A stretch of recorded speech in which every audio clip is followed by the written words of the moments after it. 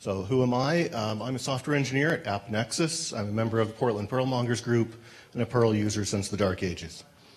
Relevant to this talk, I'm the author of the N-theory, number theory module, which uses big numbers quite a bit, and non-party replacements for various crypt modules, including crypt RSA, crypt DSA, crypt primes. Party has some issues, especially with Windows, so we want those. And I do contributions to Rosetta Code and OEIS. A lot of those use big numbers. So here's a simple Pascal's Triangle straight from Rosetta Code, and everything's fine till line 69, where suddenly we start getting floating point results. Line 55 on 32-bit Perl. So let's digress for a moment. Looking at 32-bit Perl, if you complement 0, you get UV max. That's the maximum integer value we can get. We get 2 to the 32nd minus 1. On 64-bit Perl, we get 2 to the 64th minus 1. So let's go ahead and just do multiplying two numbers together that should easily fit, and we get a floating point result. So this is somewhat of a legacy of Perl's dynamic typing. It will happily convert things to NVs, which are doubles in most versions of Perl. This was great in the 5.5 and earlier days when everything was 32-bit. So doubles have a 53-bit mantissa, so you can have about 53 bits worth of data. That's bigger than 32-bit, hence you can back and forth between your integers and doubles, and everything's fine. But with 64-bit world, that's not true anymore. So on 32-bit, the interesting thing with that, however, is we multiply two numbers. It turns into a double, but that has actually more precision than the 32-bit integer, so everything's great. We can use the use integer pragma. That starts to look good. Use integer on 32-bit Perl, and we just silently get the wrong answer. The other thing with use integer is it turns everything into signed numbers. So if you like positive numbers, you just lost a bit. I like unsigned numbers, personally. So I don't like being forced to lose a bit. So in core, we have MathBigInt. That's the kind of standard solution, been around for a very long time in core. So we can make a variable, for instance, 10 as a big int object, raise it to the 457th power, add 499, because that's the first prime after that, and we have a large number. There's no floating point conversions that are going to go on. We get integer semantics, so if you divide, you get an integer. You can get the remainder as well. Arbitrary length, tens of millions of digits if you want. They get pretty large, and some of the operations can be very slow. So here's our Pascal's Triangle example again. We're going to use the use BigInt pragma, which says basically silently just turn every number you see into a BigInt object, and we get the right answer. So that's the quick and easy way to solve these problems. We also note use BigInt is lexical, so you can also use no BigInt, which is turn it off, but because this is inside the sub, we don't have to worry about it doing it for things outside of our sub. Here's a binomial example. Binomials used in a lot of places in math. One of the things it's used for is number of combinations of k items out of a bag of n of them. So we start getting floating point numbers again. If you get it large enough, use BigInt, problem goes away. So we also get some extra features. Modular exponentiation, x to the y modulo n. The thing is that can be done vastly more efficiently than actually raising x to the yth power and then modulo n. Perl 6 has this as a built-in because that's so useful. Cryptography especially uses this all the time. You'll see that almost everywhere. We also get factorial, we get binomial, we get log to the base. We can import and export things as binary, octal, hex. That can be quite useful for a number of things. Some of the gotchas you'll run into. This looks good. We're using BigInt. We have these fairly small numbers. We multiply them together, but we get floating point. But I said use BigInt. Ranges are exempt from all of this. Ranges are always signed integers. So a solution, just coerce it. So in this case, we have a 1. BigInt takes that, and as soon as it starts multiplying, everything starts getting turned into BigInts along the way. We can also use 0 plus. Those are very common. Or you could just explicitly turn x into a BigInt object. Another one, this is kind of a quirky example. I've run into this all the time with user input, hash keys, and so on. We're going to make our array, and we're going to use this nice little QW feature. Instead of commas, we're going to have it space separated, except that is a string. They look like numbers to me, but to Perl, those are strings. And so when we multiply them together, BigInt doesn't know what to do with them, so it just uses the standard Perl conversion. They become integers, and we get floating point.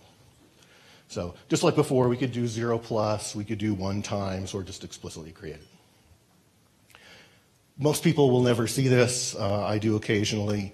The complement of 0 isn't UV max anymore, because what is an arbitrarily sized integer with all ones? Well, it's really infinity, so it gives -1.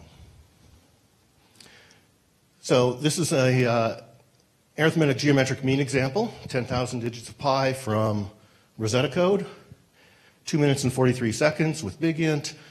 Turns out that's really slow. So there are backends available. Turns out BigInt, MathBigInt, has the ability to plug in basic operations. So every time you want to do an add, it can say, oh, well, you can dynamically plug a function in that will do an add, or multiply, or divide, and so on. So there are backends available. Paris and GMP are the two readily available ones, and they, of course, go much faster. And that's how you would normally install them, or use cpan-m, or whatever your favorite installer is. You could also use try, which basically says, hey, try to find GMP. Great if you find it. If you don't, try Paris. If you don't find that, don't worry about it. Lib will warn you if it doesn't find it, and then keep going. Only says, if you can't find the GMP backend, fatal error. So now I'm going to start bitching. The perils of cpan, we all know about this. Neither backend, that is, we know about the dependency issues. Neither backend will install since 521.0, including 522. So this is a known problem. It's just an issue in the tests, but it's frustrating that 522 you can't install these backends without forcing it. GMP backend turns large integers into negative inputs because of a 1-character bug. That patch was submitted 2 years ago. All 4 maintainers have sat on that. The Paris backend doesn't work on Windows 64. And if you try to use threads and you load the Paris library, you don't even have to make a Paris object. Just load the Paris object and you will get a seg fault. Some people would say, well, don't use threads. But if I'm making a library and it uses Paris, how do I know some other person doesn't want to use threads? So I've just crashed this program. So here's our binomial example.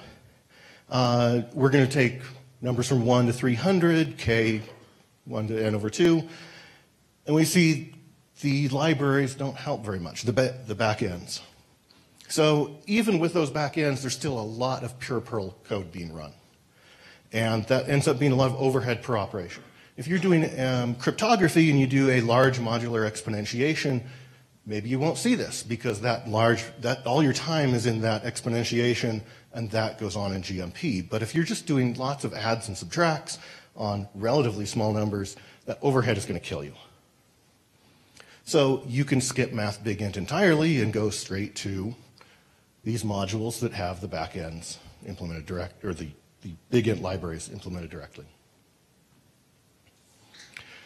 So I'll also mention MathInt64. If you have a C compiler that gives you 64-bit numbers, and most of them do, you can access 64-bit numbers as objects, and they're very fast. On the other hand, you could just install 64-bit Perl. There's a thing called Perl brew that would let you do that. There are also other methods. On the other hand, it does have some nice features if you want to be stopped if it overflows, and there are some other interesting things it has. Int 128 uses almost exactly the same semantics. If your C compiler and your architecture, basically GCC on x86-64 or Power 8, supports it, then you can have 128-bit types, which gives you a little bit larger room. So it's very fast. On the other hand, MathGMP-Z is almost as fast and gives you arbitrary precision. So some big integer math libraries, there are lots of them out there, most of them deprecated. You could roll your own. It's a fun programming exercise. I do not recommend actually using that. There's lots of interesting things in there. libtommath is fairly old. It's not particularly fast. On the other hand, it's small, self-contained, has great licensing. Perl 6 uses that. Internally, just basically ships it with Perl 6 and under the hood, so they could change it out anytime. There is no Perl 5 module for that.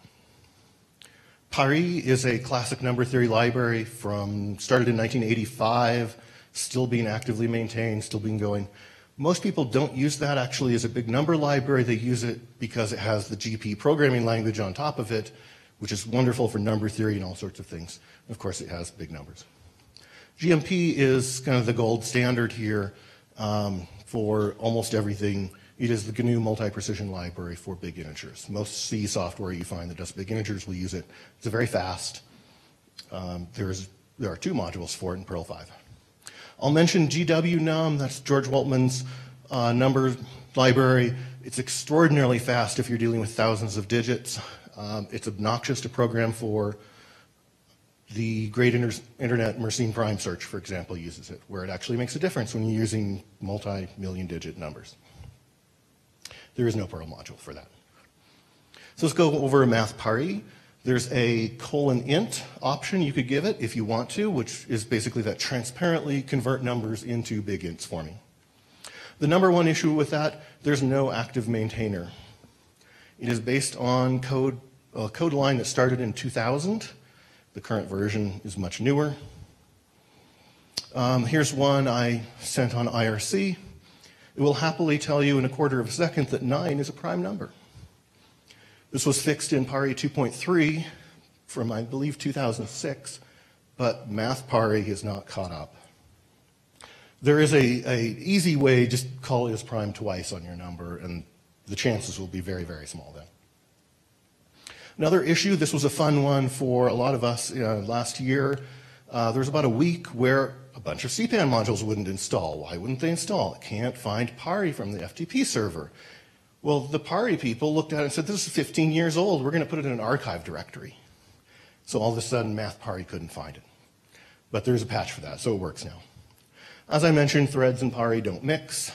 It doesn't work at all in Windows 64, so the Strawberry Perl people, for instance, were very concerned because they couldn't ship crypt RSA, they couldn't ship crypt DSA, and so on. They now use replacements for those that don't depend on Paris.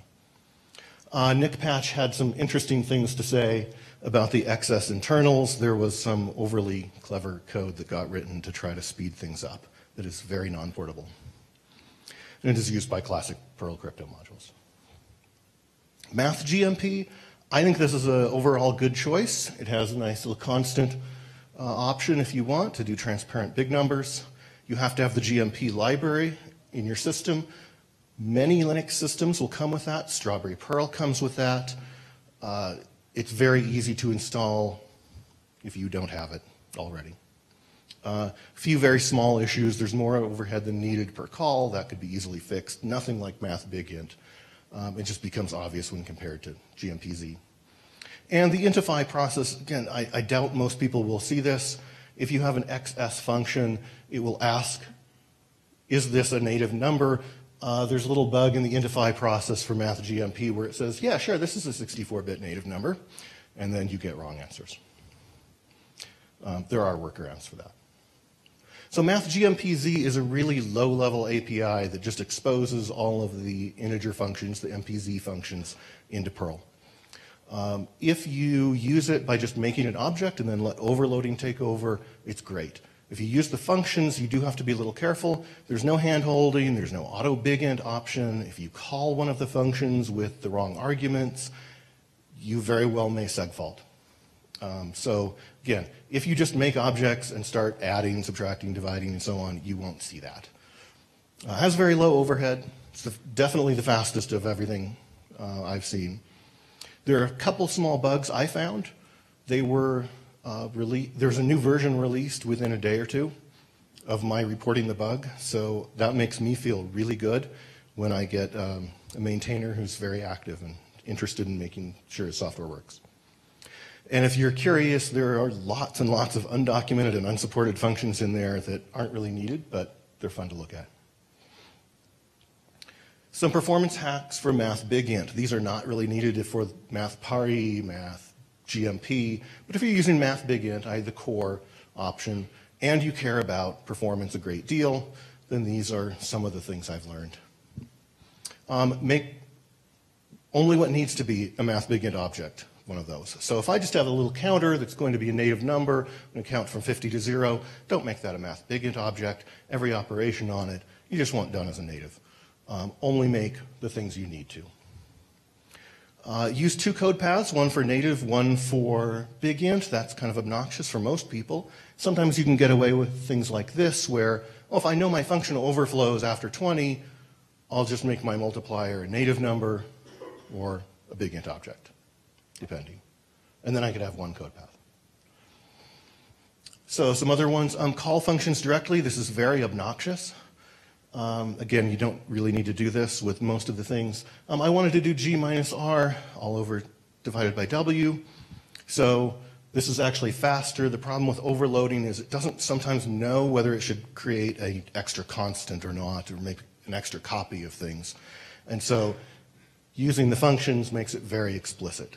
It actually can make quite a bit of difference in speed. Always use binc, bdec, or plus plus minus minus. It's 4x faster than saying n plus equals 1, which is kind of surprising, and yet what we find out is it says, oh, plus equals 1, well, I better turn 1 into a BigInt object. So create a new object and populate it with 1, and then add, and then destroy the object. And if you're doing, for instance, loops by 2, you could go ahead and just predefine a BigInt object of 2 and do your stuff there. So I'm going to have a little brief talk about floating point. Floating point is not easy to get right. There's an old 1991. What every computer scientist should know about floating point, it's 48 pages. I doubt most of us have read it extensively and remember it all.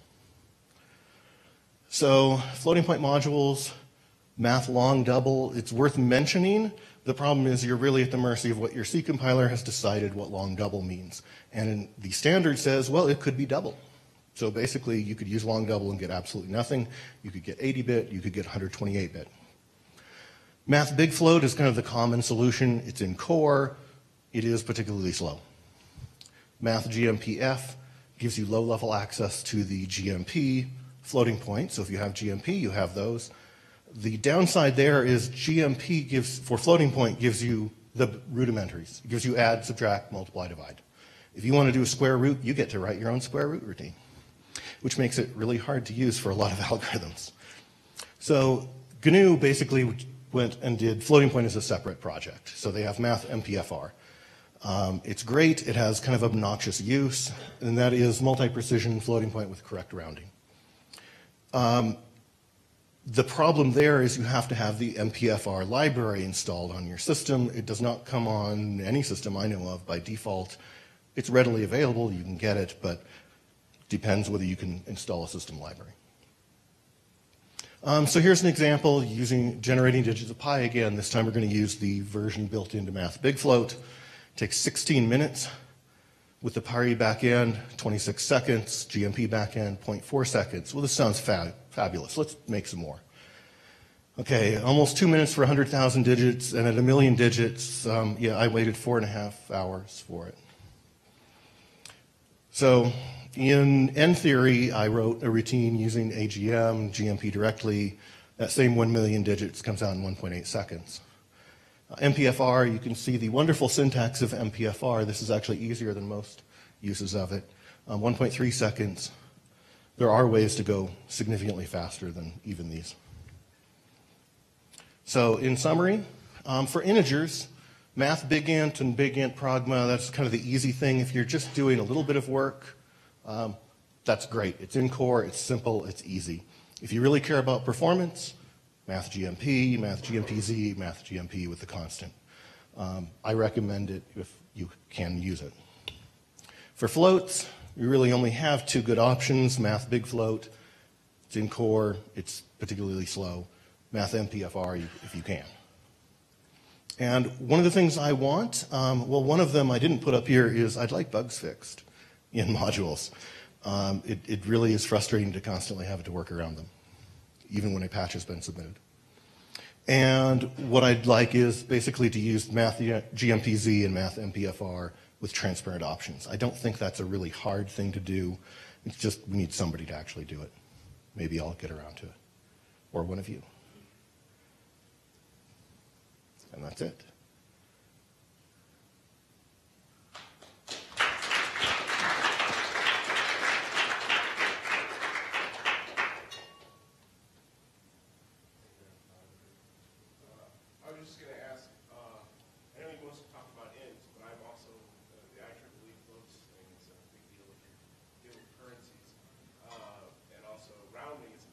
Yes. The math NPFR, correct rounding, Yeah. what does that mean? No repeating 9999s or? No, I can't answer all of that because I'm not intimately familiar with how they're doing it. But they do have many different rounding modes. They have explicitly, you have this many bits for your number. And so all those operations are on that bits, and they have very strict requirements of how many ULPs are done. So it's kind of like IEEE 754, but done with arbitrary numbers of bits. And I do not know if it implements all of IEEE 754. But most people don't care about quiet signaling and things like that. Yes?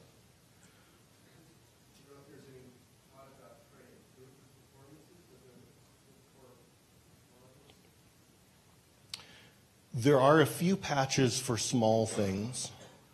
I think a lot of it is just there's a lot of pure Perl code being run. There also needs to be somebody to take over responsibility for that and make sure that it actually works correctly every time. And maybe that is just writing a really, really good test suite. There might be a way to reduce some of the overhead in terms of backends. So in other words, do less work if you have a back end, less work in pure Perl.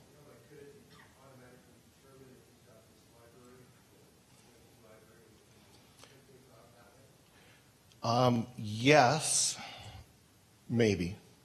What I'm thinking, one of the things I do in N theory is I actually look to see if GMP is available, and if it is, I'll go ahead and add that to my requirements list, one of the GMP modules.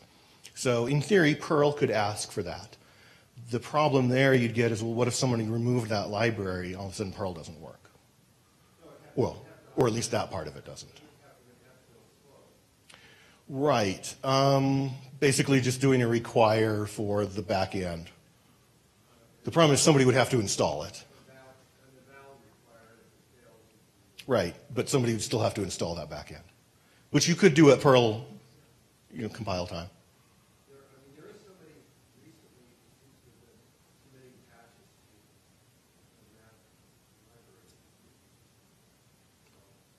Okay.